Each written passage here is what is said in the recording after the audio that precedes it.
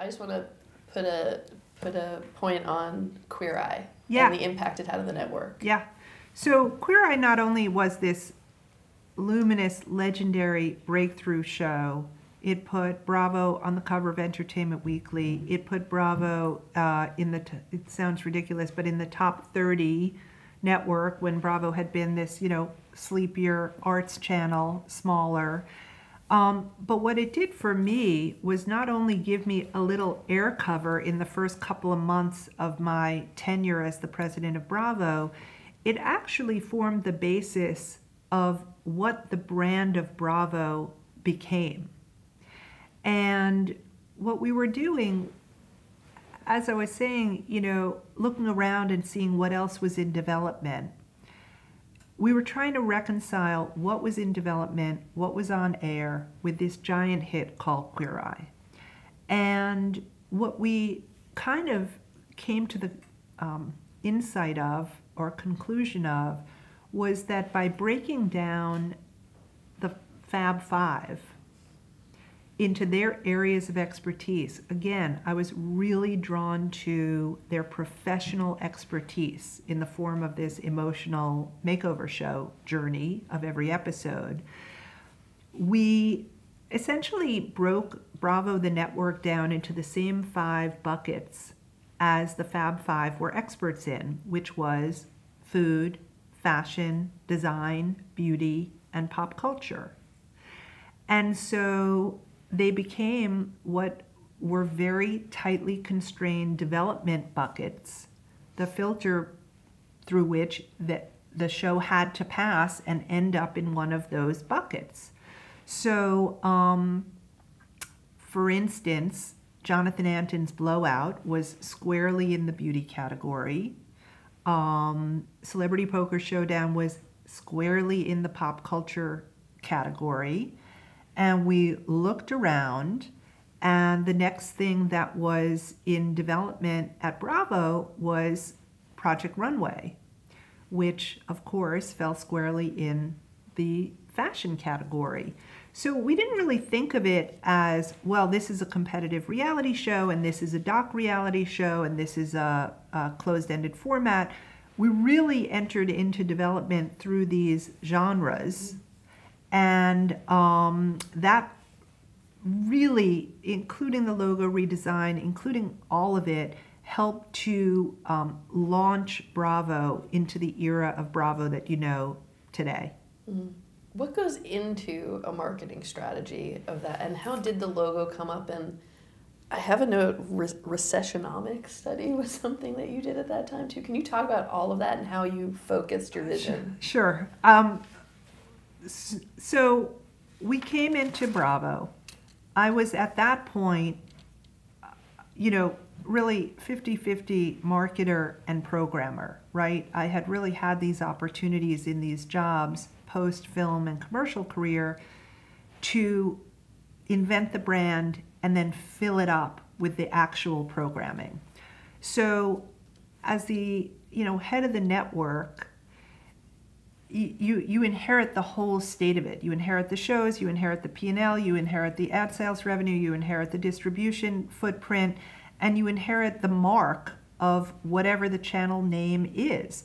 And Bravo at that time, it had kind of this capital B and small lowercase RAVO. It was black on white, that was the hero logo.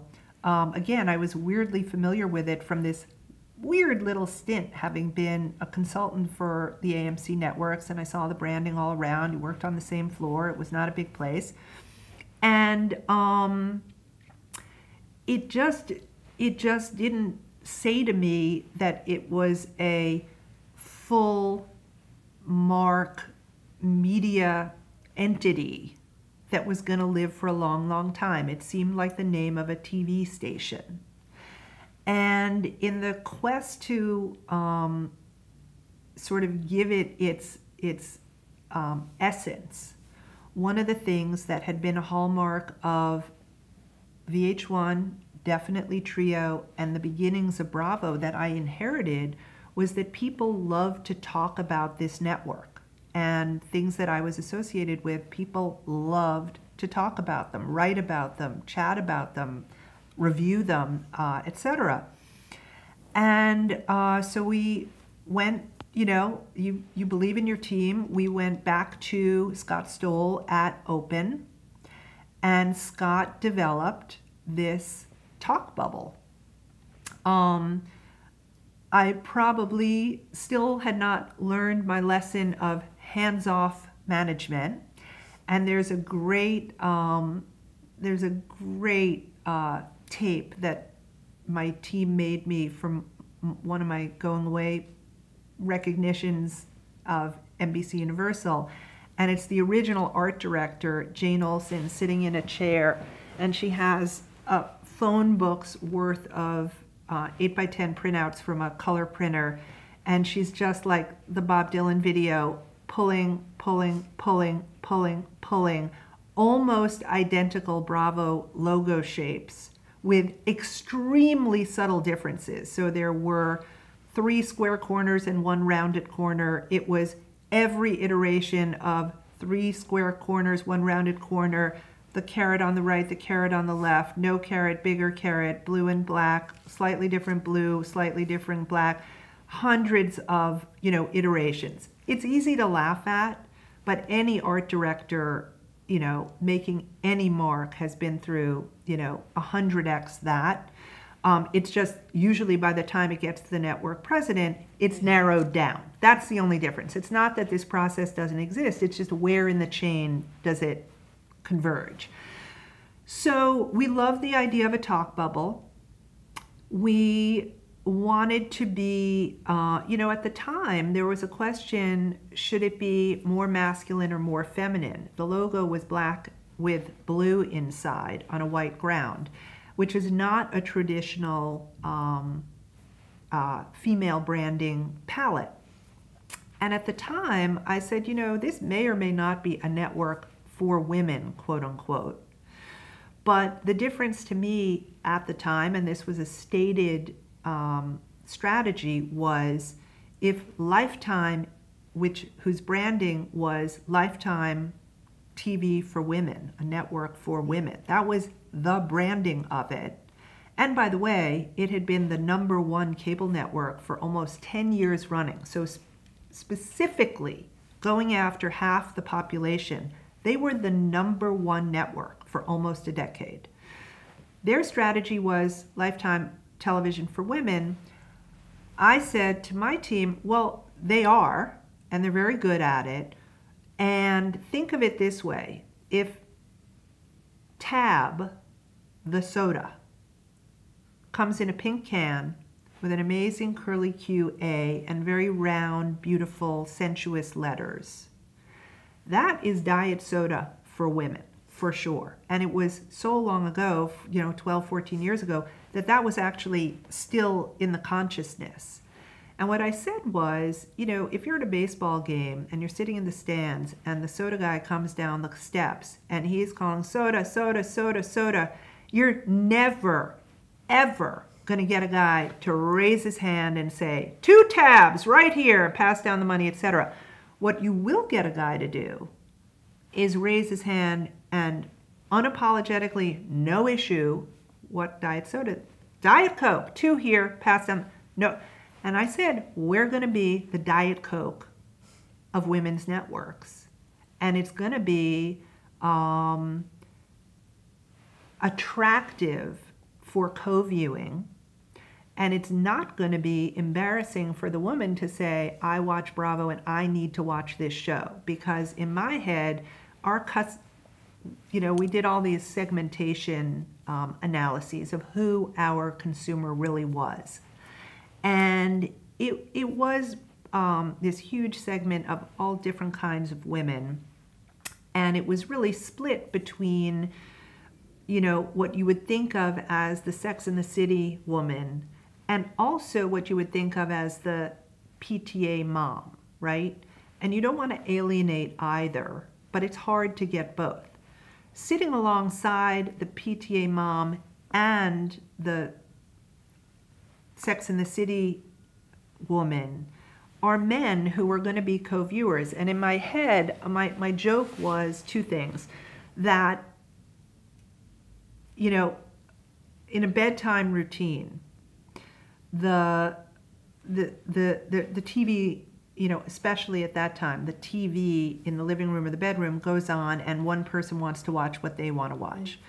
My vision was that whichever room in a hetero couple, the man came into that woman's watching space, they would be intrigued and sit down, not repelled and go away. So that was an explicit strategy to not be an alienating network.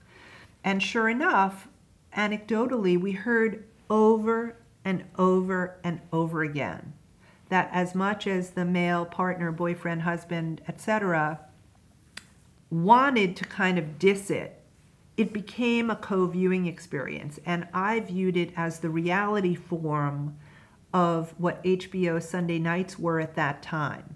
That this guyish network, Sopranos, the HBO shows of that time were inherently sexy, whether it was Sex in the City for women but men co-watched, or Sopranos for men but women watched. Whatever the dramatic pathos was, there was something for both to find. And that informed the brand, the colors, the boldness, the graphic nature of it, and it informed the programming as well. But most of all, our food, fashion, beauty, design, and pop culture mandate grew from the success of Queer Eye. Was Battle of the Network reality stars aimed towards a more male-centered audience too? Battle of the Network reality stars was something we wanted to do since Trio days. And we really had this vision of this carefree universe where networks would drop their competitive guard and, like the, you know, Lee Majors, you know, era of the original Battle of the Network stars, we could get all these people together. So it was, again, a Trio playbook thing to play on the nostalgia and historical importance of those movers and shakers, but also kind of literally even the playing field between all the competitive networks didn't work quite so well. Yeah, why didn't that show take off? Why do you think it didn't succeed in the end? Great idea, really quirky. You'd have it was such a thin strip of TV aficionado reaching back to Battle of the Network stars. Got a lot of critical attention. Reality had this, you know, shame aura around it. So it was not yet to the point where it was okay to like an all-stars format. And really, it should have been rebranded as all-stars, like taking the stars from each of the genres rather than the play on Battle of the Network stars. It still may not have worked, but we were very inside our heads about loving it. And a lot of people loved it, but just not enough of them, which is true for anything that's not a hit. Right. Yeah.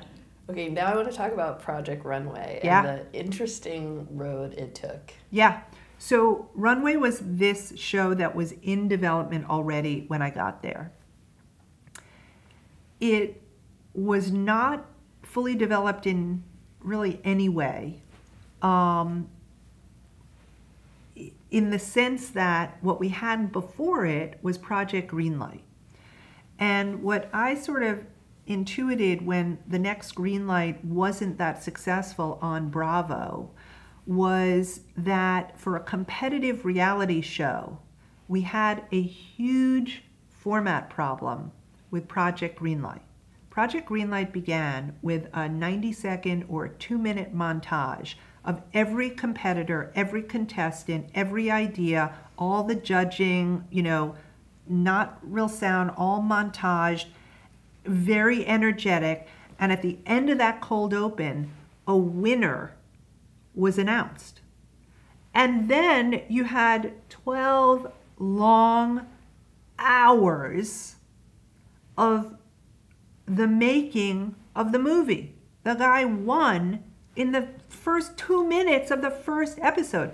That's the opposite of a narrative arc of any tension whatsoever. And I was one of the few people who actually knew how boring making a movie is.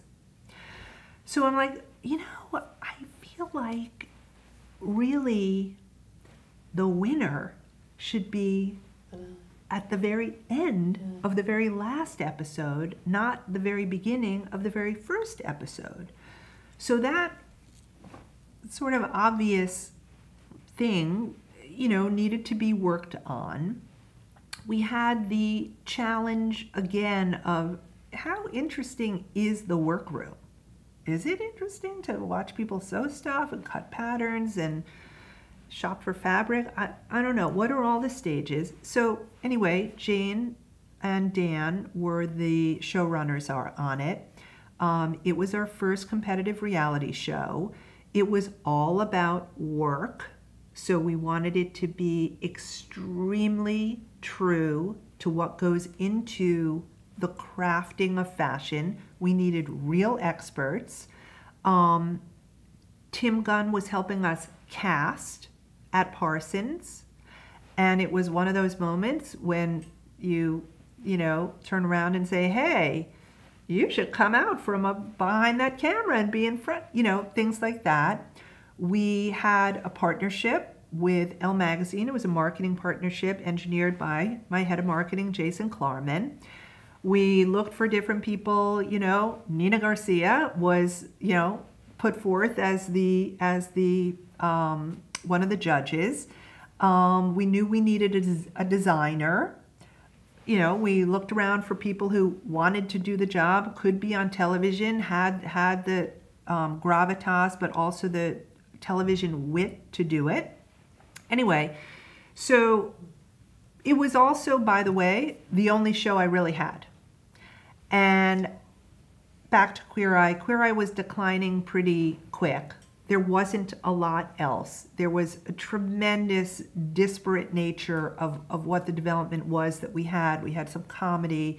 We had sort of not very female-friendly subjects. We had, I would say, not a united development filter. Therefore, the development in the pipeline reflected that. We did have runway. And to me, it was a great idea and perfect for the network. So we said, we got to hurry it up. We got to get it on the air. We got to shoot it. We got to cut it. We got to promote it. And we did all of that. Don't forget, I came in May. I looked around for a little bit of time.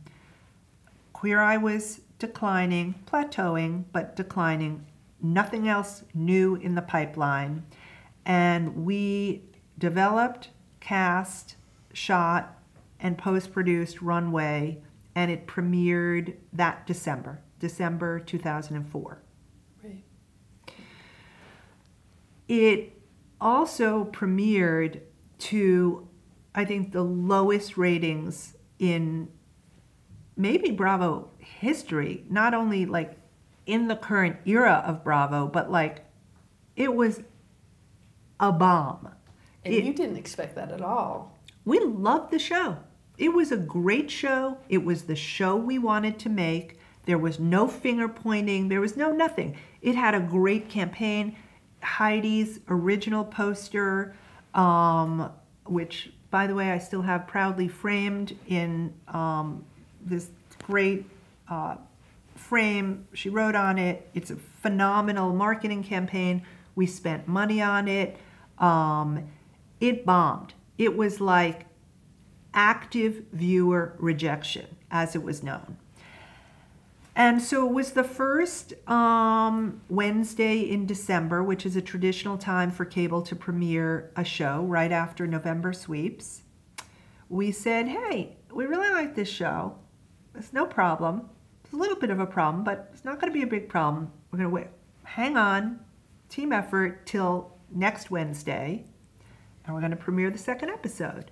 And we premiered the second episode, and unbelievably, the second week's premiere rating was lower. I mean, like much lower. And we were like, this is not possible. Like, it's simply not possible. Like, there must be some kind of mistake. Like, you know, the rookiest thing you can do. There must be some kind of mistake, like tap on the Nielsen meter, something's the matter with them. And we had one more shot before we were going to take a 2-week hiatus for the Christmas break. And we premiered the third Wednesday in December, and it was bad. There was no sign of life whatsoever. It was also, you know, my first year, and I knew we were going to end the year for the first time in many, many, many years at Bravo with a comp rating lower in 2004 than in 2003. That was going to be my first year. And, you know, the mechanics of TV advertising sales, we were going to have tons of make goods, of ADUs in ad sales, because we had sold in Queer Eye at this huge height. That was falling. I had make goods. We sold in Runway at a decent rating. It wasn't crazy, but we were, so economically, brand-wise, like it was all no good, you know, and the buck stops in one place, right?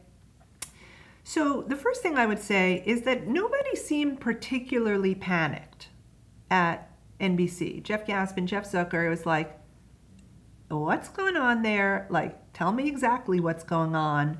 What else do you have coming? Nothing, right? There was it, but still, it was pretty unpanicked for really, when I think back, what the reality of the situation was.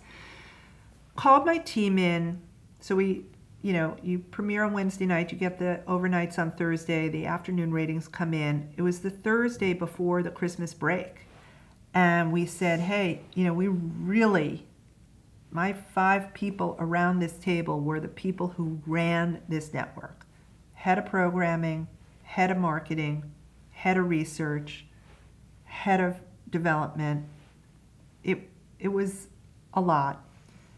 And the 5th person, head of scheduling and program planning. And he, I had brought over from VH1, so it didn't come with me to Trio, took him over from the MTV networks, Jerry Leo.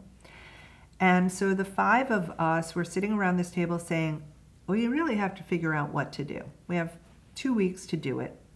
And what we devised was a strategy that, converse to what you would expect to do at a broadcast network or even a top 10 cable network, instead of pulling back on the number of airings, Jerry and I talked about, we had this old sort of language together. We talked about flooding the primetime schedule and every other day part with our measly 3 episodes of Runway, back to back to back in 3-hour blocks, all over the schedule. So instead of like, you know, pretend it never happened, cancel it, or just take your foot off the accelerator, we floored it. And we must have run it 50 3-hour blocks, you know, in these 2 weeks. And we also had a new advertising budget year for our own marketing. And we were never going to remarket Runway. Like, you don't spend money remarketing a new show. My head of marketing pulled money forward, started buying airtime, outdoor magazines were still a thing, for right post New Year's. So you'd hit the ground January 2nd and refresh the advertising strategy. It was on all the time. Everyone was, you know, nervous, tense, vacation, not really a big thing that year. And we came back and premiered that first Wednesday in January, and the next morning came, and it was not an out of the park hit all of a sudden, but it was like a real pulse. It was literally like reviving a patient. It was like we were thumping, thumping, thumping, thumping for weeks. And then all of a sudden, there really was, like, eyes open, a sign of life on that EKG, which was flatlined. And we, we only had a certain number of episodes and then the finale. So we kept running it and running it and running it. And by the way, our marathoning strategy really predates the binge strategy. And my talking point at the time was, my goal is to get people not to leave their house Sunday afternoon, like, hey, I'm going to go to the gym, I'm going to do my laundry, I'm going to visit my mother, and you would start watching one of my shows and you get stuck there the whole day. And sure enough, that is what happened. Like, I couldn't stop watching. I'd seen it already. I watched it. I knew the ending. I knew who won each episode. I couldn't stop watching. And that's when we knew there was a sign of life. Most importantly, it was the show we wanted to make. And what I said to my team before it started to hit was, the reason there wasn't real panic was it was a great show. It was a great idea. It was phenomenally well executed. And the bottom line was, if that show didn't work on the Bravo network at that time, we were really screwed. If that show didn't work, what was going to work? And it did. It premiered in January. This much better. It ramped up from that airing onwards to a very big finale, and that was the story of Runway. Like, no, I'm going to tell you that you love this show. Oh, it was strategy. Like, I also said, I think once in your life, like, you get a miracle. And that miracle could happen like sitting in a bar, like looking straight ahead, saying like, I'm going to make that person look at me. I'm going to make that person. Like, once in your life, you can make a magnetic, kinetic thing happen that is supernatural. That, I think, was my one thing in my life. What would have happened if it hadn't revived, if you had flatlined? Maybe I would have made another good movie. Maybe I'd be doing my residency in a medical school program. Like, I don't know. That the stakes were that high for you. Yeah, I think that I didn't really realize at the time that if your network doesn't do good, you get fired. Like, that didn't occur to me too much. But I knew that it was like kind of serious, and I didn't have that many ideas because we had almost nothing in the pipeline. Mm-hmm. All of our development money was blown for that 2004 year. When I got there, there was no money left for development, as of May 4th. It was like everything, and I had made this big deal. I need my own team. I need my own head of marketing, my research, like, oh, my brand, this, that, and the other thing. Like, oh, I know what I'm doing. So it was, again, pretty high stakes that I didn't realize. What it ultimately did was give us a little bit of air cover for other shows that did not work out of the box. And the most hilarious and also unknown story of what did not necessarily work out of the box was the very first season of The Real Housewives, which was Orange County. That was our first season, first location. I think a mere 13 years ago or something like that. Unbelievable. 2006. 2006. 12. Mm-hmm. Mm-hmm. And what happened with that was we, had this incredible momentum with things about your professional craft. And it was runway with fashion design. It was chef with food. But it was also real estate, house flipping. It was about people, again, who, no matter what their job is, they take it as serious as a heart attack. And they will go to any lengths to show the domain expertise they needed to have to be successful. So the original pitch for Housewives of OC was at a time when two shows were on the air: Desperate Housewives and The OC. Two scripted shows, two different genres, two different networks, two different vibes and DNA.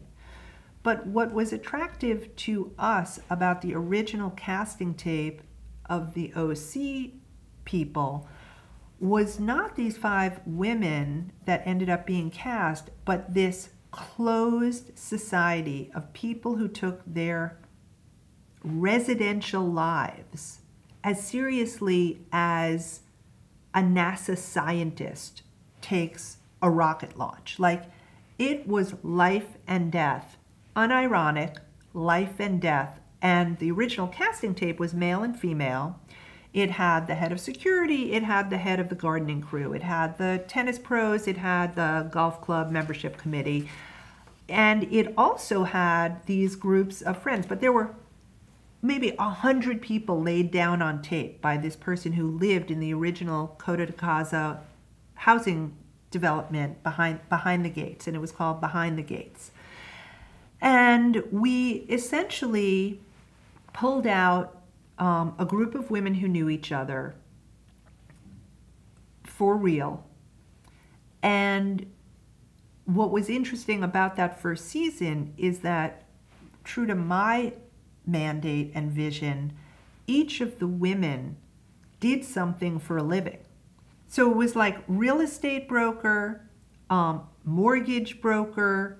If you recall, one of the cast was recently divorced, and she had lost her job, and she was working as Vicky's assistant in the office. And she didn't live in the housing development. She lived in a townhouse outside the development. It was really about class. It was about status. It was about where you were in the working world. And it was also really terrible in its first iterations coming out of the cutting room. We cut the order, I think, from 10 to 8 or 8 to 6. And my team, this vaunted, amazing production team, called a meeting. We went in my office, and Andy Cohn, Francis Barrick, and Sherry Levine, they were delivering news like, did someone die? Like, what's going on? And the cuts had been delayed, and I was never seeing a rough cut. I'm like, what's going on? Where's the show? And they finally said, like, you know what? We cannot get an episode out of the cutting room. Like, the show is not there. And I'm like, what? This is like runways finally taking off, right? We're sort of dealing with Chef and how that's going to happen, and not wanting to be a competitive reality network, and, you know, a million things. And they go, yeah, it's not coming together. So we have 2 choices: kill the show, or we really need to spend a little money and go back in the field and make this into a television show, because we don't have it. And I'm like, how much is that going to be? And I think at the time, you know, it might as well have been $1 billion. It sounded like so much given our budgets and my tightly constrained programming budget. And I think the actual amount was $140,000, right? It's like, you know, pocket change for a network that I could find in this chair. And so I said, okay, here's my decision. You can have the money, we'll find it. But I really believe in this concept. We'll eke out our 6 episodes. Let's call it The Real Housewives of Orange County, because this is never going to see a second season. and I'll give you extra money to start casting in our next city. So go figure out what city you want to go cast in. You can have your money, get those 6 episodes, and then we'll move on. And this is going to be a traveling franchise. Real Housewives of Orange County, Real Housewives of City Number 2, and they're going to be 1 season, one and done looks at these groups of working women. And that's how we're going to do this show. So what gave you why did you want to do that and expand it when you were having such a struggle finding the narrative in that footage, the early footage? Because the concept was right, but these were really casting dependent shows. I knew that. And the producer of the original OC who brought in that casting tape was not really a television producer, so we had to layer on a real production company. Like, it was a lot of learning. You don't pilot anything. And I just thought, it's going to work, just not with this cast, not in that town. We'll get it on the air. We'll tell ad sales something. And by the time it's there, we're going to have this amazing cast. And so what happened was OC premiered, and we really only had 6 barely episodes. It did okay, and then it really started to grow. Like, it really caught on the way a cable show is supposed to catch on. We did have a phenomenal marketing campaign. We had enormous arguments internally whether ABC was going to come after us for the name, The Real Housewives. Because you even had talk about the intro you did was a... So it's the 5 women in the cast, and they're all dressed similarly, and they all, you see like the Coto de Casa gates kind of closing behind them, and each woman at the end holds out an orange, a sliced orange, which was the mark of the Real Housewives of Orange County. And the quote that is attributed to me, that I don't exactly remember saying, but there are people who will swear on a Bible. The word came back from our legal department, like, you cannot have an orange in their hands because the desperate housewives are holding this apple. And the quote that's attributed to me is, you can tell them that ABC doesn't own fruit. And so each, as you know from the gabillion cities we've been in, each of the casts holds a symbol of their city, whether it's a piece of fruit, sunglasses, whatever it is. So that's the story of the launch of Real Housewives. And I don't think we would have had the conviction that the shows we thought should do well would do well unless we had had the runway experience. Mm-hmm. So it wasn't just a conviction that you had any foresight that the franchise model would work or that this was interesting enough. You kind of you gambled on that being your tactic. Yes. That you would do one season. One and done. Season. One and done. And then we had this tremendous brand issue and scheduling issue when OC worked, but we were already in production with New York and Atlanta because we were hedging our bets.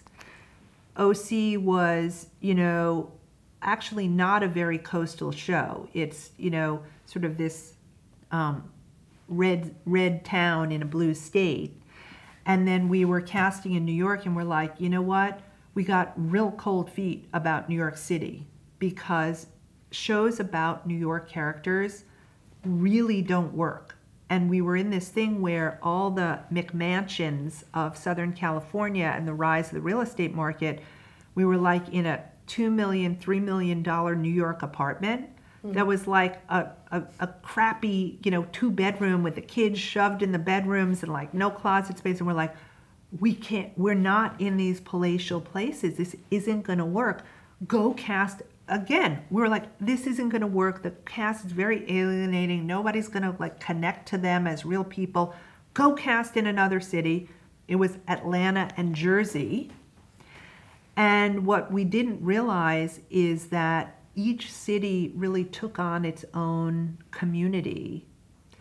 And there is some crossover between a hardcore Housewives fan, but people really have their franchises that they will watch, franchises that they love, and some that they just, it's not for them. It's like a baseball team. It's like a baseball team, right?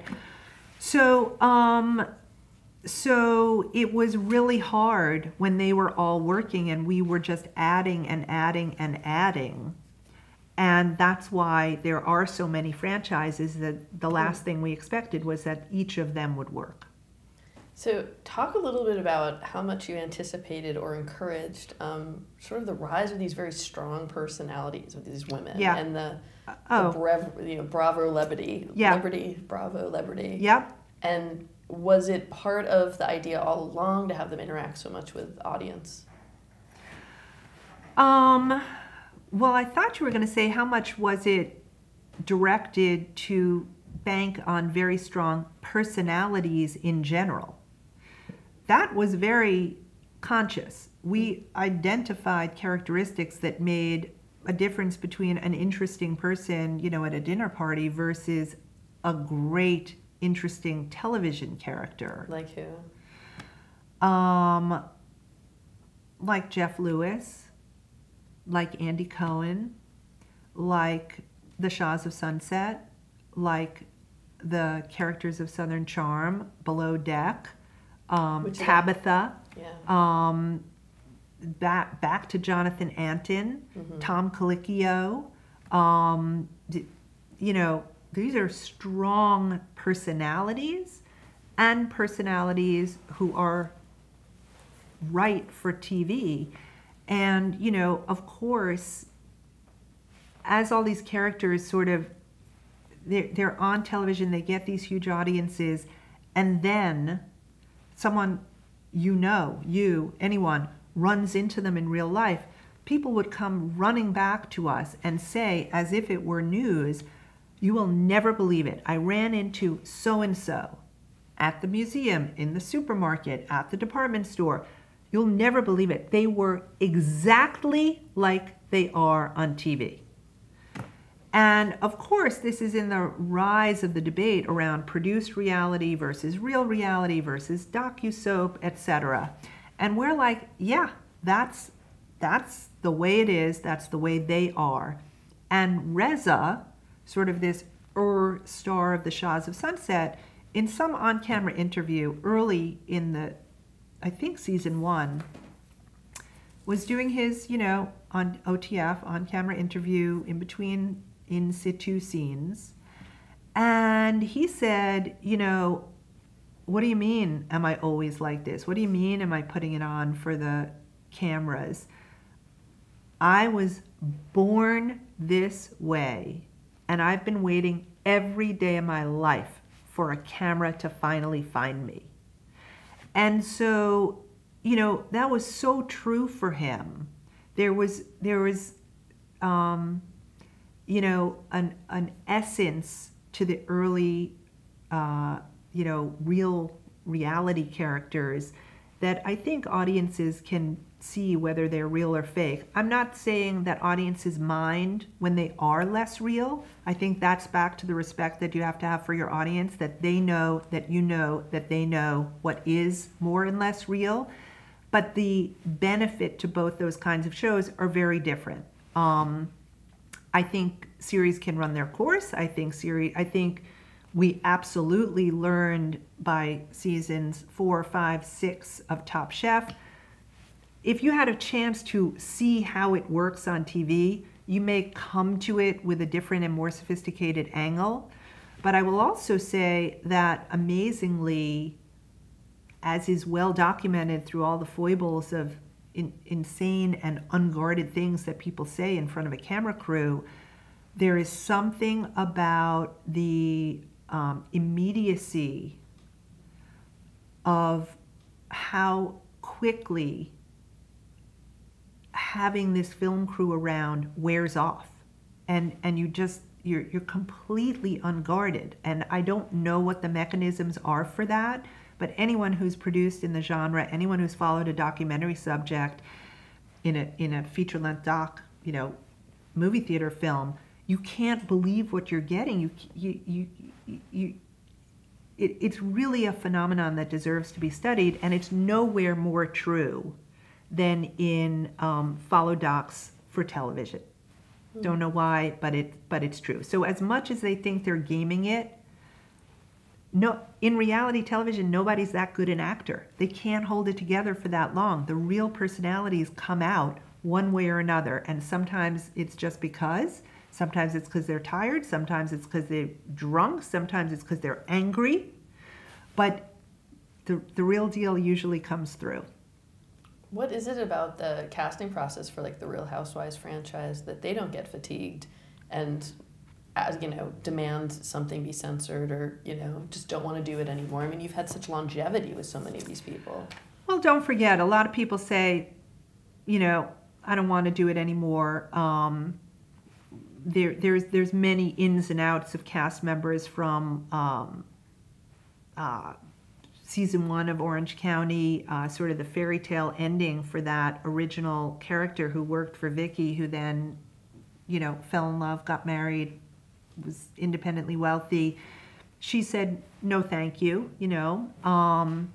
Bethany famously left New York. She came back, but she left to go do her thing. She tried her talk show. She did her food and beverage line.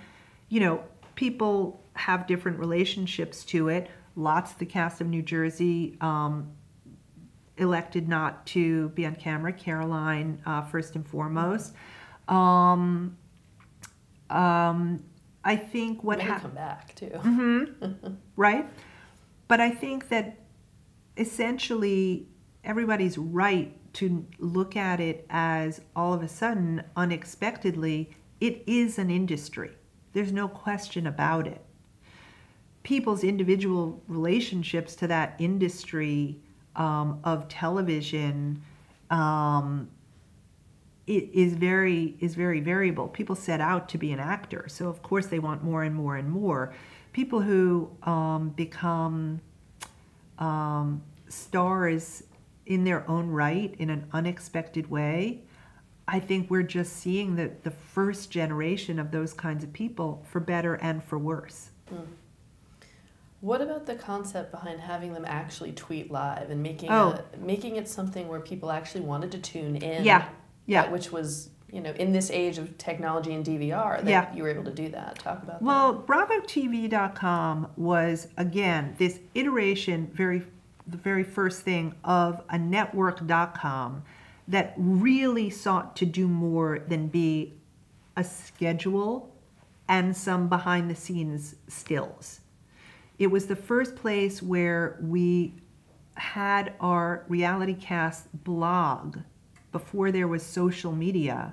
There was just web media, right? So this is so long already that, first it was just web. And all we could do was have, Heidi, Tim, Nina, Michael, and then the characters themselves blog about their experience. So they would be able to watch. By the way, it was shocking when we gave them the episode and they watched it before it was on air, and then they blogged their responses. That was a new thing, right? Everyone else was seeing it for the first time, so there was all kinds of complicated emotions around that. And then in the advent of social media and mobile media, the immediacy, which all of the scripted shows lost, was really the first scripted show, in my recollection, that the fan base was so virulent about where the storyline was going. It was like precursor, like Game of Thrones level involvement by the fans. We just were inventing it simultaneously around reality television, but it was no different than this vaunted place of Grey's, has done an incredible job interacting with its fans. Its showrunner is a huge Twitterverse person. And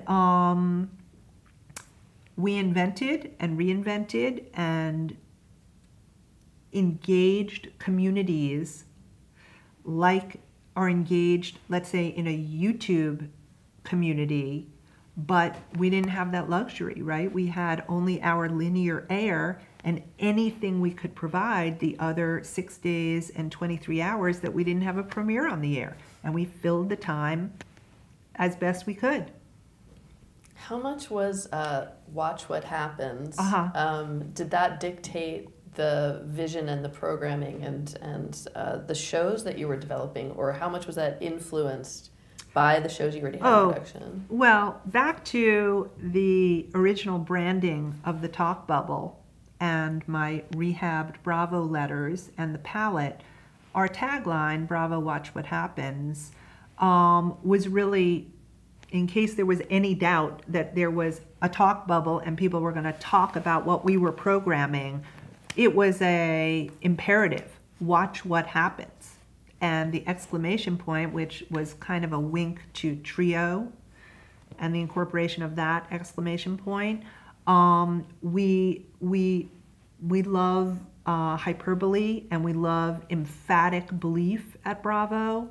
And Watch What Happens was a mandate that there was going to be something to tune into, and you were going to have to talk about it. It was definitely a cause, not an effect. Right. Yeah. We haven't really actually talked about how Top Chef came to you and how that show developed, and it kind of, many people have written about it sort of standing out and sort of taking the reality genre in a different direction. I wonder if you agree with that. I think Runway really set a precedent for taking reality competition in a really great direction. It was integral. It won a Peabody Award. It was the first ever cable competitive reality show ever nominated for a Primetime Emmy Award. The record was only broken by Top Chef, which was not only nominated and every year since then, but won against, the vaunted network Amazing Race show once, but it won. And I think between the two, they each did the same thing. They took something that was under the radar, under the surface, but affected you every single day of your life, wearing clothes and eating food, and brought it to a level that was both aspirational, but something you could really relate to, and satisfied this judging need, which was either, wow, I could never do that, similar to a game show. Wow, how'd you get that answer? I never could. Or, I knew that answer. How could you not know? It just satisfied whatever mood you were in to put yourself on an even playing field with the most creative people on the planet in whatever genre you could connect to. I think high stakes and drama was really hard to pull off in both shows. The funniest thing was, we talked about how boring the workroom was going to be, the sewing and the cutting and like hours and hours and hours. But we also talked about with Chef, this thing that hadn't really been brought up since the overhead camera cooking shows of the Julia Child Galloping Gourmet era, all the way up to the first iteration of the Food Network, which was the literal overhead cameras, the stand-and stirs, as they were called. And the biggest bash against the development of Top Chef was the dozens and dozens of people who said, but you can't taste the food. How will people know? How will people believe one dish is better than another? And we said, well, people think that they can see the garments in Project Runway, but just because they like something better because it's prettier, it's not necessarily what fashion is going to say deserves to win. So in the same way we talked about line and drape and longevity and an homage to a designer versus a ripoff of a designer, or, selvage, and made all these words and things of evaluation real, we're going to do the same with food. And that was a brilliant, not only in the challenges, the quick fire and the main challenge, The quickfire was meant to be a technical skill, dicing, an omelet, like a chef's chef challenge. Whereas the main challenge was going to be about presentation and taste and timing and ingredients and a much broader thing. So we really thought about it, and we really engaged the talent of the show to help us break down what it is you have to talk about. And again, Jane and Dan really are extraordinary producers who could get at the essence of it in the storytelling and the grit and grist of the physical production of it. Yeah.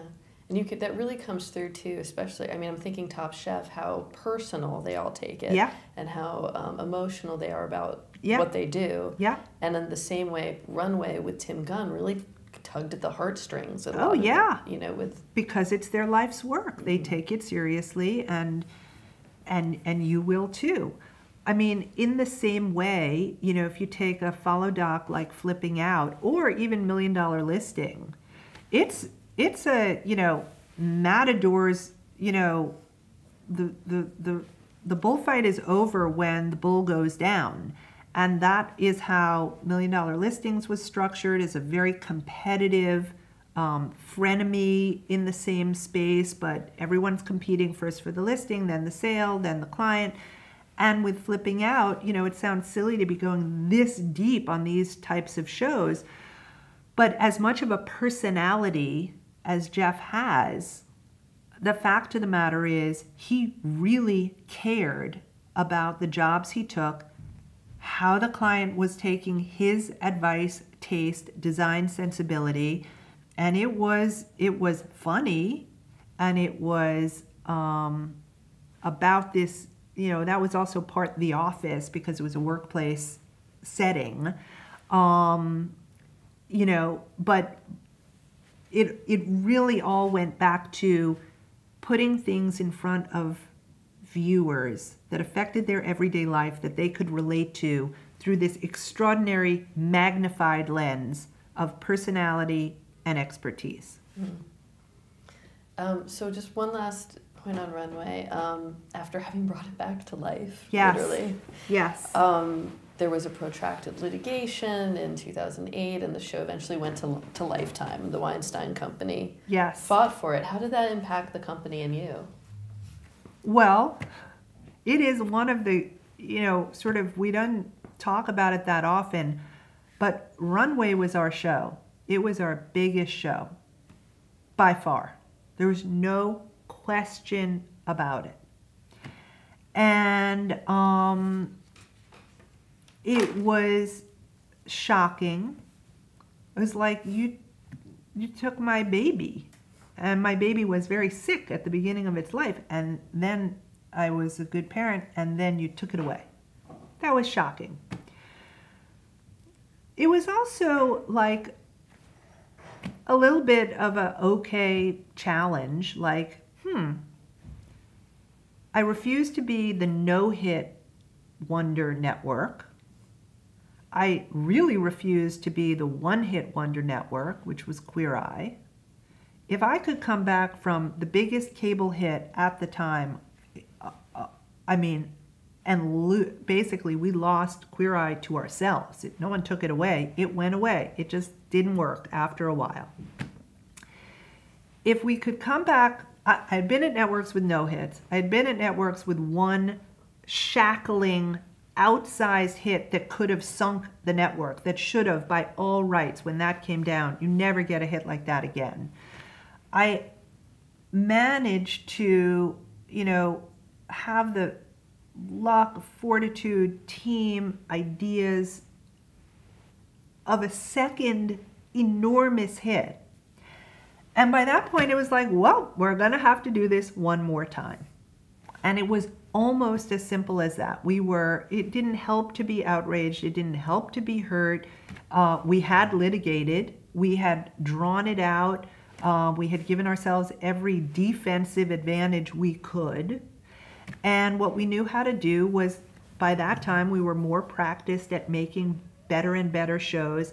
And we also specifically started to build different nights so that we flattened out, consciously, flattened out our higher ratings over more nights so that we, never became as dependent again on a single hit. It was pretty nerve-wracking. Chef was very hard to produce the first season of. It was probably underfunded. My producers are going to either thank me or curse me for saying that. It was probably underfunded. We didn't realize what it would take to travel a show. Like Runway was here in New York. It was in, Parsons. It was in a studio.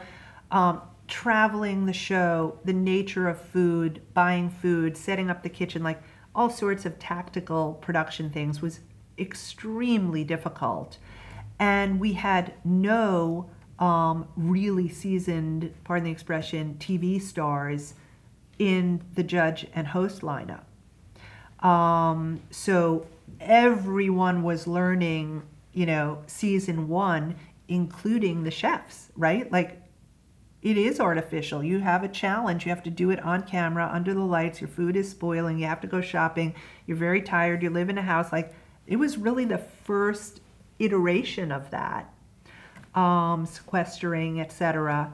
And then that, to your point about the social digital element, really the great breakthrough there was the entire online show that happened simultaneously to the big show on TV, where the eliminated chefs had to compete one against the other for the right to return to compete on Top Chef, the real show. Whose idea was that? That came out of this brilliant Bravo digital auspice run by a woman named Lisa Shaw. And it was all within this auspice called transmedia. We wanted to go seamlessly from TV to digital, digital back to TV, and it was all in the time where people were debating, could off-channel digital chatter recontribute to an analog rating? And we were like, not quite evolved into do a lot of tweets equal a lot of rating, because it was before true social media. But we knew that this virulent, sophisticated, digitally savvy audience could impact both the creative and ultimately the big TV show. And that's what the Top Chef Kitchen did. Yeah. Talk for a minute about the Bravo audience and what an affluencer is and where that came from. Oh yeah, that was another big piece of the brand definition. And it was coined in this period of time that we were trying to distill the value of what was still a relatively small audience. Like basically Bravo hit the top 30 with Queer Eye. It was only 1 hour a week. It was only so much we could run it. It was on its way to building an ad sales case for one of the early upfronts, where we did this segmentation and we named all our customer segments. And my head of marketing came to me with my head of research, all about the value of this audience. And it was literally like they are the most affluent and the most influential of any demographically, not psychographically, like by the numbers, the cut of their affluence and the amount of influence they have within their social circles is top. And it was a brainstorm. It was Jason Klarman, Tony Cardinale, and me. Again, they probably have sharper memories and would know exactly who said what in what sequence. But I remember it coming out of this customer segmentation study specifically to present the value of our audience that was still a little bit small and leverage that for a higher CPM.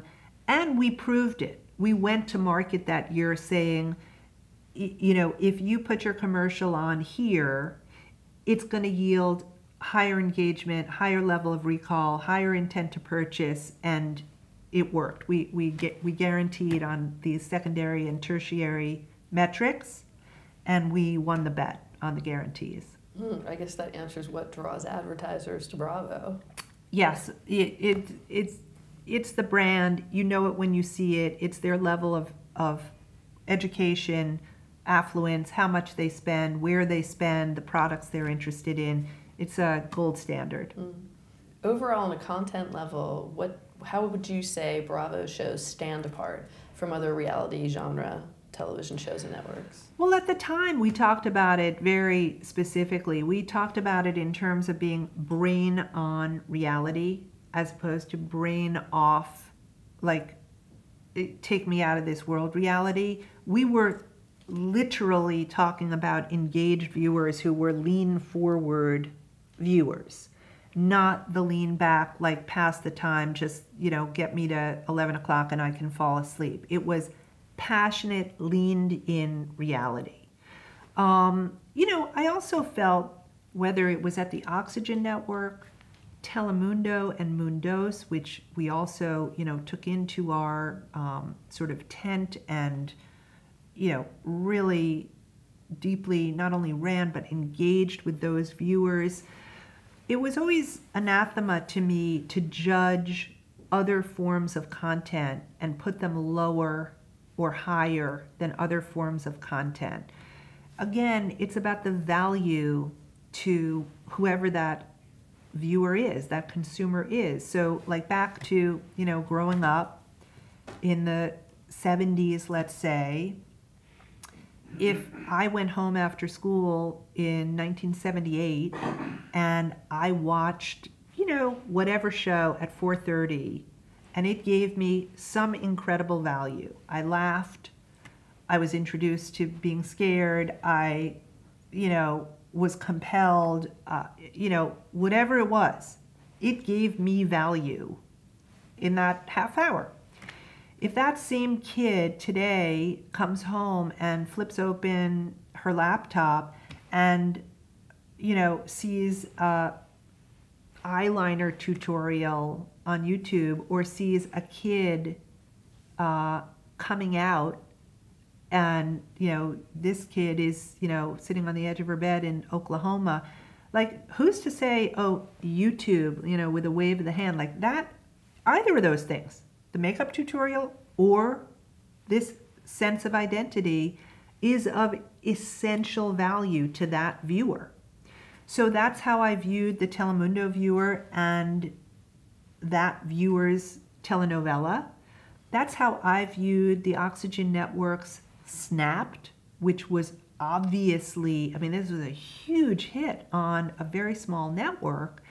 And sure enough, that had incredible value. Other networks became all crime. Oxygen has become all crime. There was value there.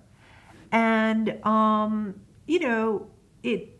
it's all by way of saying that, to me, having moved back and forth between award-winning film and big film of any sort, and television, cable versus broadcast, television versus digital, sort of this judgment-free zone of interesting content and the value that it can deliver. That's just been my bag all this time. When I got to NBC out of Universal, when I said network versus cable, this is funny, it reminds me, Bravo was doing okay. I was coming in from Trio. I literally got that Bravo job like the day of the merger. They just told me what I was doing. And the big chatter as we were meeting people in integration meetings and, getting to know meetings was like, you know what? You have a long runway here. If things go your way, one day you might be able to work at the network. And I was like, what? Like what? Like, what do you mean? Is that the carrot? Like, what? Like, what's, like, it just never occurred to me that deeply held views were that network ranked above cable. It just, I was too dumb. I just didn't grow up in that world of always wanting to work at the Tiffany Network or the Peacock, etc. So, you know, I think what served us well at Bravo was not judging in any way, shape, or form why people were compelled. It worked for me at Telemundo. It worked for me at Oxygen. It's been a life lesson, and it has certainly worked in the realm of digital media, which is still unfolding. Are you compelled personally? Are you a consumer of Bravo programming? You know, I was just thinking about this. I feel like whether it was the movies I made, VH1, Trio, Bravo, I'm chameleon-esque in terms of living the brands that I lead. I don't know if that's a good thing or a bad thing. I feel like I could, you know, I'm as much an ESPN viewer as a Bravo viewer. In all honesty, I'm as much a CNN or ESPN or a Bravo viewer. I would say I have a horizontal slice across, you know, extremely highly produced, opinionated programming, whether the opinion is comedic or dramatic, or reality or game or news. I really like to see, you know, tightly held shows that present a pretty consistent point of view.